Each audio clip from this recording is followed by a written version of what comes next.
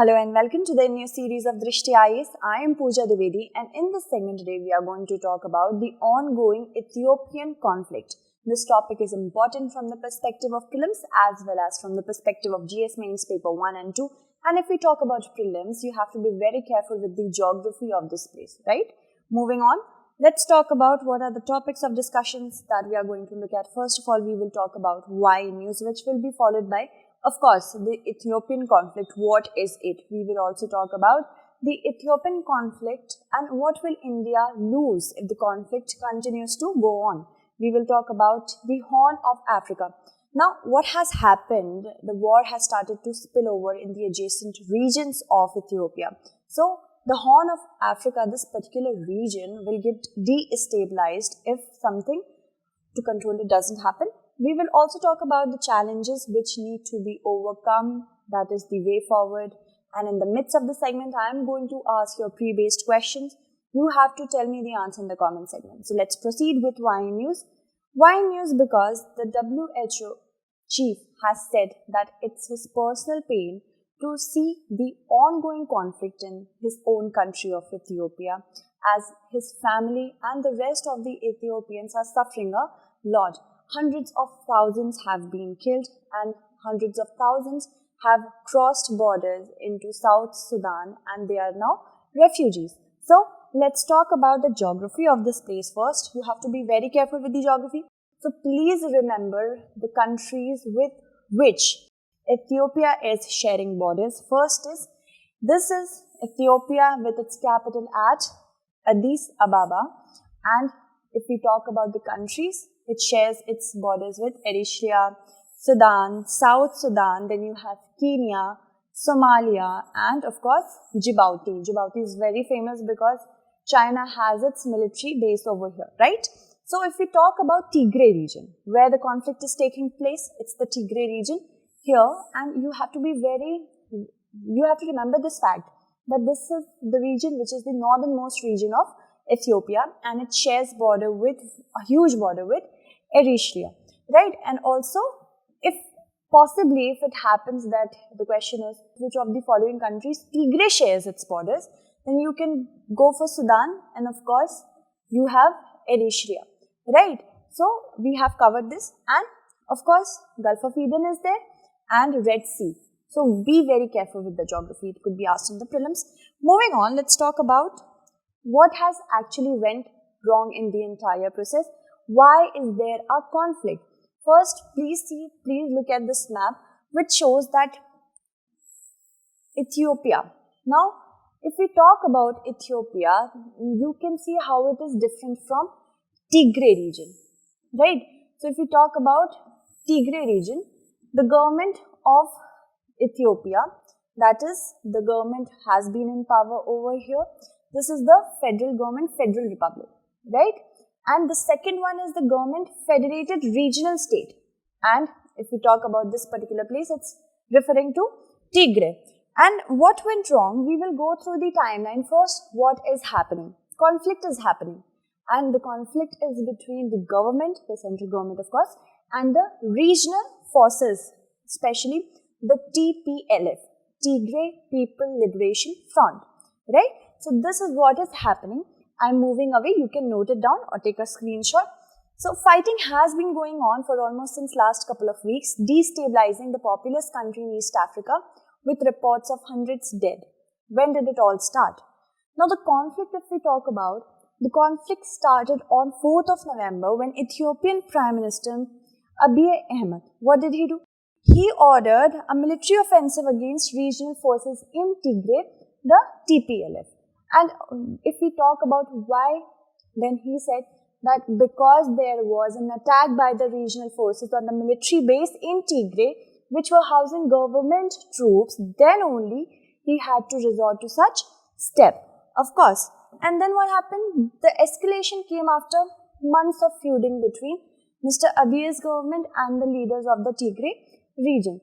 So, the Tigray region, the TPLF, if we talk about, these are actually regional forces, and if we talk about their history, it goes back to 1975. And then back then, it was formed to counter the leftist regime, that was the Derg, to overthrow this particular regime. And after a period of time, if we talk about 1991, they emerged as national heroes because they did so. They overthrown the Derg, the regime over there. But after a certain point of time, yes, if we talk about the status of Ethiopia after that, the status was pretty good. The entire polity was also under control, but there were many questions which were raised because they were said to be non-democratic in nature, as well as humanitarian crisis, human rights violation were also prevalent. So the questioning was there. And what happened after then? We will talk about it in this segment. When did it all start? When did the conflict between the current regime and the TPLF start? So it says that since 1994, Ethiopia has had a federal system in which different ethnic groups control the affairs of 10 regions. Tigray's leaders see Mr. Abiy's reform as an attempt to centralize power and destroy Ethiopia's federal system. So if we talk about the reformations, what did Mr. Abiy has done? He has taken control of the region and tried to reform and make the country more democratic in nature, as well as overthrow the corrupt officers of TPLF. Now, Mr. Abiy has also interestingly won the Nobel Peace Prize of 2019 because of taking care of border disputes, solving of the border disputes with Eritrea. And it has, of course, made his position elevated in the entire region, but the TPLF, the Tigray region, is not happy with his reforms. So that is what has happened. And after that, the feud came to a head in September when Tigray defied the central government by saying that we want to hold elections. But what did the central government say? The central government said that right now we are suffering from the pandemic, so this is pretty illegal. You can't do that. And then the rift grew in October. The divide became more stronger when the central government suspended funding. They suspended the funding and they cut ties with the Tigray administration. And after Tigray's administration said that this is explicit declaration of war, and when that happened, then comes the attack on the military base, and which were housing government troops, and then Mr. Abiy, he resorted to a reaction, right? So that is the entire story in brief. I hope you have understood it. Moving on, let's talk about what will India lose if the conflict continues to rage in Ethiopia. And because we want to know that, we have to go back to the diplomatic relations of India with Tigray. It says that diplomatic relations at legation level were established in 1948. Full diplomatic relations were established in 1950 with Sardar Sant Singh as the first ambassador. Please keep this in mind. Who was the first ambassador? Now, this is not a very IAS specific question, but it could be asked in your PCS exam, right? But still you can learn it, that Sardar Sant Singh was the first ambassador. And when the TPLF came into power in 1991, India was having friendly relations with the TPLF. It's not so that India wasn't involved with this country after TPLF came into power. And it is unclear right now how many Indian citizens in Ethiopia, but interviews indicate that most of the citizens there work in factories and in similar commercial enterprises and teach at institutions of higher education across the country. India is the third most important source of imports for Ethiopia, right? You have to keep this in mind. How many citizens of India are there in that country? It's not very clear, but we know that they work in factories or they teach in the universities. So you can see what kind of demography, if we look from the Indian perspective, what kind of demography is there. Also, top exports, if we talk about, please note it down. I'm moving away from the screen or take a screenshot. Top exports to Ethiopia. Exports from India consisted mainly of primary and semi-furnished iron and steel products, drugs and pharmaceuticals, machinery and instruments, manufacturers of metals. Now, by this particular statement, you must understand that stabilizing a region where exports of such significant products is happening, we need to be very careful about the market over there, of course. So, as you can see, you can make it out, of course. Major imports by India from Ethiopia. If we talk about imports, what we get from there, semi-precious stones, pulses, leather, oil seeds and vegetable and seeds. Now, Indian companies, they maintain their reputation as being in the top 3 foreign investors. That means India has high stakes over there in Ethiopia. And with newer Indian multinationals, they are also trying to diversify their functionalities, their operational status in Ethiopia. Of course, now you have understood that India's interest in Ethiopia is very large. And because of the conflict that is raging over there, the embassy of India in Addis Ababa has said that we need to be very careful while traveling to this particular country. So you know that it's a pretty conflicted area and India is very considerate of the fact of the safety of its own citizens, of course, and also its own commercial stakes. Moving on, let's talk about Horn of Africa. What is Horn of Africa?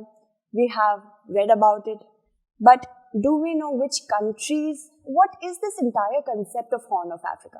Now, Horn of Africa is the easternmost region of Africa, and if it's asked in the prelims, which countries are a part of Horn of Africa? You have to be very careful about this. So, it consists of, the Horn of Africa consists of Ethiopia, Eritrea, Djibouti, then Somalia. And this is as you can see, the easternmost region of Africa, and they are bounded by their long history because they shared a very long and significant similar history. That is why they constitute this particular area. So now what is happening, why we are even talking about this area, is because the war is spilling over from Ethiopia to Eritrea. If that happens, then what will happen? The other countries will also start getting affected, like Sudan. We already know that refugees are moving towards South Sudan, they are crossing over the borders. And of course, people are very xenophobic about outsiders. Xenophobia means the fear of outsiders coming into one's own country. I will write it for you, xenophobia. There is a new word you need to learn if you don't know it. Xenophobia. Okay, so if somebody says I am xenophobic, that means that person is not very welcoming of the other person who is coming from another place.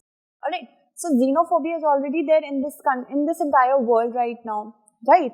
And this is also increasing the fact that some countries might not be very welcoming of them. So that's of course going to lead of spilling of the entire war. And then how it has spilled over, we will talk about that. So if we talk about the Tigray region, Tigray says, you will understand it better with this map. Tigray says that the Ethiopian government is using the base of Eritrea for launching attacks on Tigray. This is what Tigray is saying. But Ethiopia is denying this accusation. So what is Tigray doing now? Tigray is saying that we are involved with almost 10 militant groups from Eritrea to fight this war, because Ethiopia is telling or asking or demanding Eritrea to do so. So this is how the entire unfolding of war, spilling of war is taking place.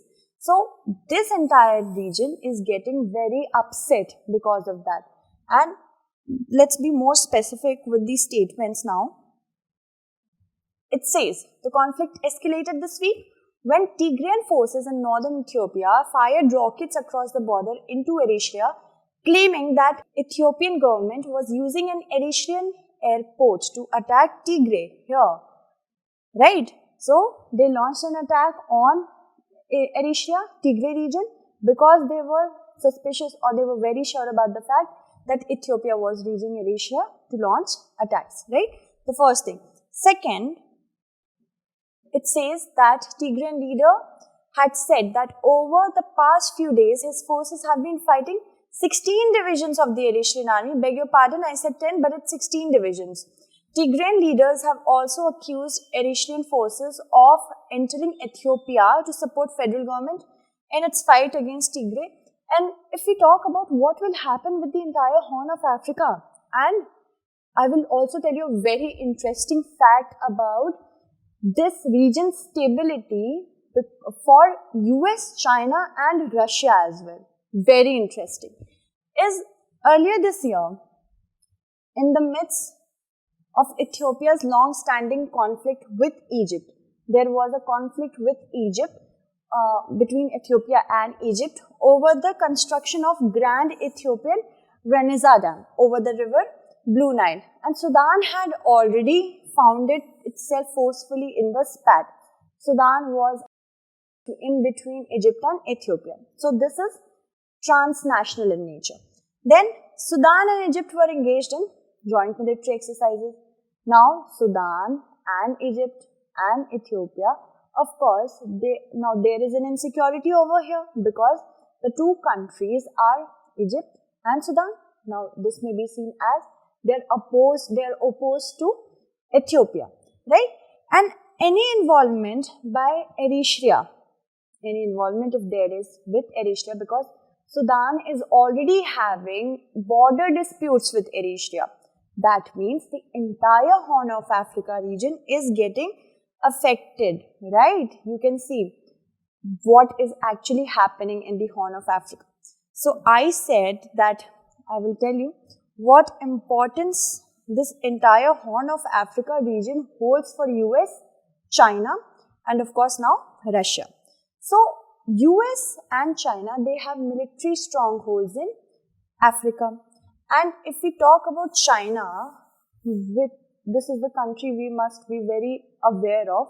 So Djibouti, of course, we all know that in 2017-18, China established its first military base, naval base over here, right? And now what is happening? Russia is also having stakes in Sudan. Russia wants to establish military establishments over there. So if this particular region gets destabilized, what will happen? US, China and Russia, all the three powers will come together and it will result in proxy war, what has already devastated the entire world in many regions since a long period of time. So this is a very interesting fact that I have found, and it would be very helpful for you to know the entire international relation, right? Moving on, let's talk about,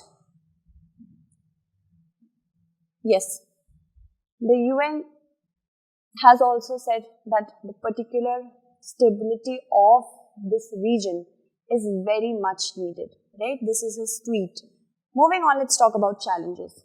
Challenges in any country like this.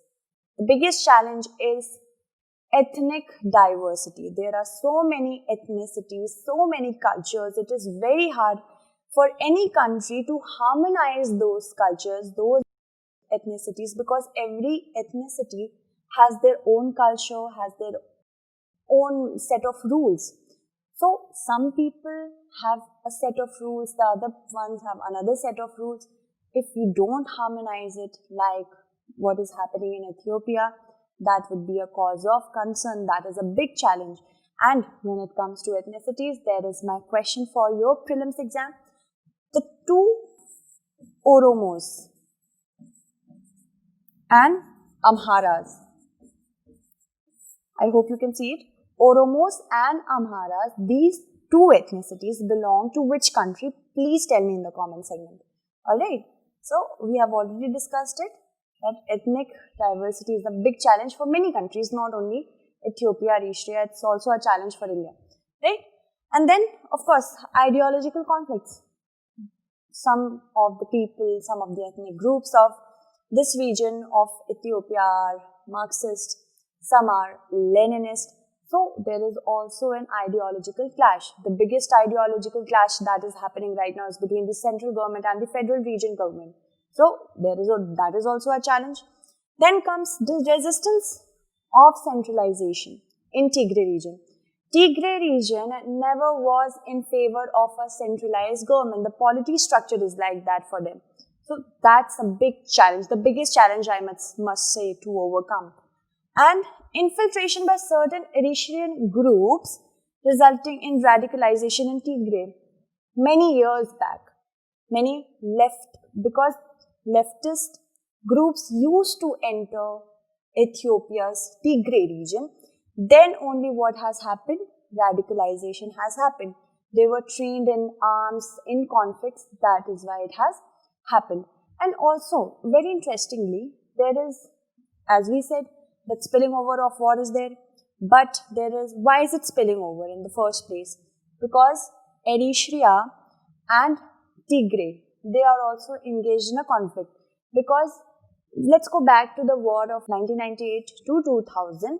There was a war between Eritrea and Ethiopia, and most of the people of the Tigray region participated in that war. And they are still residing in Tigray, so that is why the old memories are continuing to play their own part. So that's also a big challenge to overcome, right? Moving on, let's talk about the way forward. Way forward, let's go at them one by one. First, Mr. Rabier, he can reach out to the radicalist or the regional political leadership, especially the biggest one, TPLF, because if not solved through diplomatic channels, what will happen? It will rot. This entire conflict will continue to rot and ravage the entire Horn of Africa. That needs to be checked first. And second, finding a common ground is very important. We must not try to solve the differences first. We must try to first see what we share in common, because that is the building block for our next step. And run the country peacefully by restoring the balance between the different regions, ethnicities and regions. Balance should be always drawn. Balance should be always strived for. So that is another thing that we need to take care of here in this particular region, that the different ethnic groups should not feel left out, so that they may not go through any kind of identity crisis. If there is an identity crisis, what will happen? Radicalization will take place. Moving on, decentralizing the federal government. Of course, we can go through bit by bit transition. And the protection of civilian safety and security is of course very necessary. And the African Union, to achieve all this, can play a big part. I must say that not only the African Union should work in tandem with the big powers, US, UK, US, China and Russia, because they are having stakes, but it's a very tight rope, because US and China, both, even Russia, China versus US, this particular concept that has emerged, and this is actually thrusting very hard in the contemporary times. It is becoming very hard for these countries to keep away themselves, because they have military strongholds over there. And of course, if they intervene, it will be with the help of military confrontation. So that should not happen. African Union should first step forward, then only the outside stakeholders should be invited, right? So here I have tried to completely cover whatever is happening in Ethiopia in a brief manner. I hope you have found it interesting. Thank you so much for watching. Tomorrow we will turn up with another segment. Until then, stay updated.